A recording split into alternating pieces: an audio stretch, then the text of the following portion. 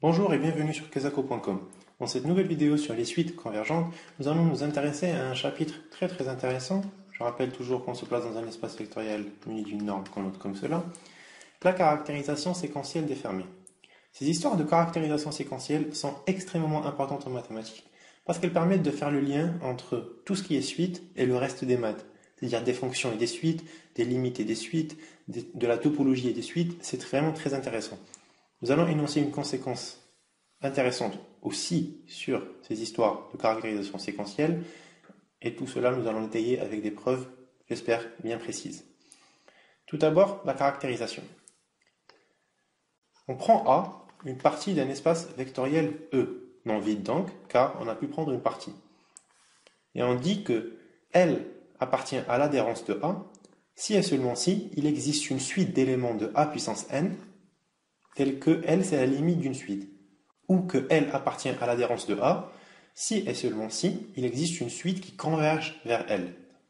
Et donc, on peut en déduire facilement que l'adhérence d'une partie A bar, c'est l'ensemble des limites des suites convergentes. C'est-à-dire on prend toutes les suites des éléments qui existent dans A, on prend leur suite, et cet ensemble, ça formera exactement l'adhérence de A. Une autre propriété très intéressante, c'est si A est fermé, alors, en fait c'est une équivalence, A est fermé si et seulement si toute suite d'éléments convergents de A a sa limite dans A. C'est-à-dire, je prends une suite xn appartenant à A puissance n, quelconque, et bien, xn converge implique que la limite est dans A. Si A est fermé, bien sûr. Et si ça c'est vérifié, alors A est fermé. Et ça, c'est une méthode très classique pour montrer qu'une partie est fermée. On prend une suite d'éléments dans cette partie et on montre que sa limite est encore dans cette partie. Maintenant, nous allons prouver ceci. Nous allons montrer donc que pour le sens direct de la première proposition, c'est-à-dire L appartient à bar implique qu'il existe une suite, nous allons prendre L appartenant à A bar. Ça veut dire quoi L appartient à A bar? Ça veut dire que, comme on a vu dans le chapitre sur l'adhérence et l'intérieur, pour tout rayon supérieur à 0, la boule de centre L et de rayon R intersecté A est différente de l'ensemble vide. Et ici, on prend R égale à N. Et on montre que la boule de centre L et de rayon 1 sur N plus 1 intersecté A est toujours différente de l'ensemble vide. C'est la définition de L appartient à l'adhérence de A, et ce pour tout N. Et en fait, à chaque fois que c'est différent de l'ensemble vide, on peut en extraire un élément qui appartient. Quand l'indice 1, puis 2, puis 3, et ainsi on forme une suite d'éléments qui appartiennent à cette boule et qui appartiennent à A. Et cette suite d'éléments vérifie bien évidemment ça, car elle appartient à cette boule. Et, évidemment, encore une fois, cette suite tend bien vers L en plus l'infini. Donc on a bien réussi à exhiber une suite d'éléments dans A qui tend vers cette limite quand L appartient à A bar. Maintenant, pour le sens réciproque, on prend L, une suite d'éléments de AN, et on veut montrer que L appartient en fait à l'adhérence. L appartient à l'adhérence, je l'explique encore une fois, ça veut dire que pour tout rayon supérieur à 0, la boule de centre L et de rayon R intersectée A est différente de l'ensemble vide.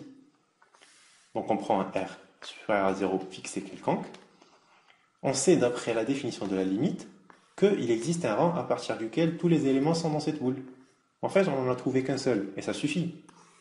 Ça suffit à montrer que c'est différent de l'ensemble vide.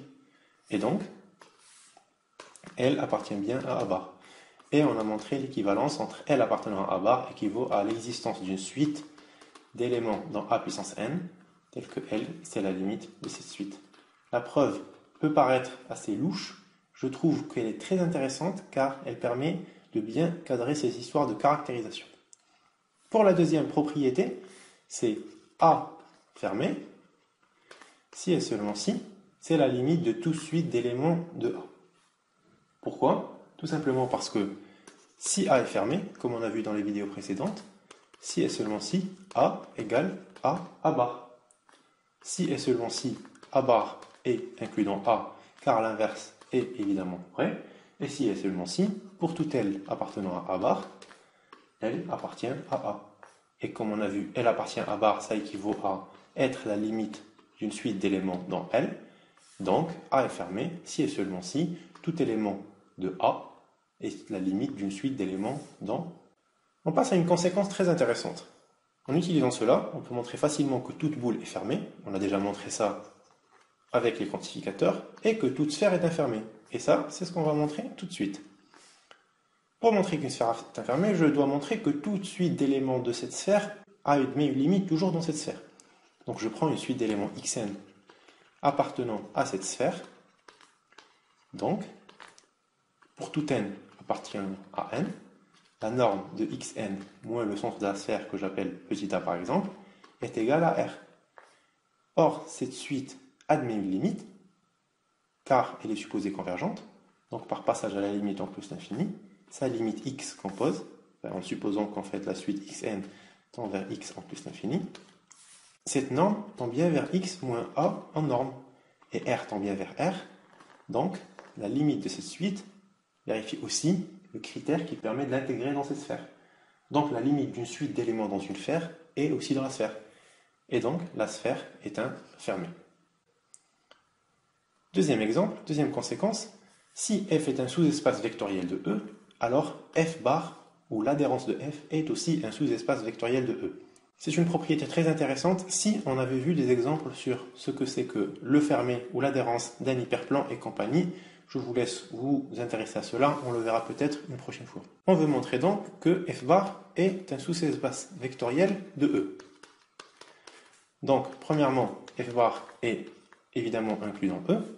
Deuxièmement, il faut montrer que toute combinaison linéaire appartient toujours à f bar, c'est-à-dire qu'il est stable par combinaison linéaire. Pour cela, on prend un x, un y dans f bar au carré, et on veut montrer que cette combinaison linéaire appartient toujours à f bar. Lambda est mu dans le corps R ou C. Comme x appartient à f bar, alors il existe une suite d'éléments dans f puissance n, tels que x, c'est la limite de cette suite. De même pour y, ce sera la limite d'une suite d'éléments dans yn.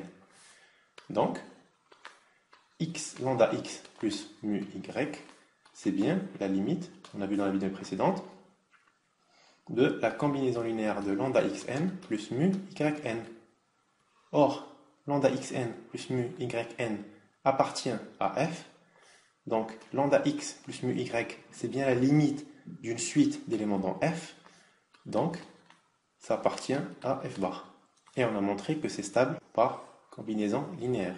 Donc f bar est bien un sous-espace vectoriel de E. Dernière propriété facilement démontrable mais très intéressante. Je vous laisse en fait regarder la vidéo de mon collègue Youssef Ralem qui explique très bien comment utiliser cette histoire de densité dans les matrices. On prend deux parties d'un espace vectoriel E et on dit que A est dense dans E si et seulement si tout élément de B est la limite d'une suite d'éléments de A. Et ce, tout simplement parce que A est dense dans B si et seulement si B est inclus dans A bar. Donc toute suite d'éléments de B est bien incluse dans A bar, et donc c'est une suite d'éléments de A, et donc sa limite elle est dans A, car elle appartient à A bar. Et ça, c'est très intéressant. Je vous laisse regarder des applications sur les matrices. Je répète la vidéo de Youssef Ralem qui est très intéressante.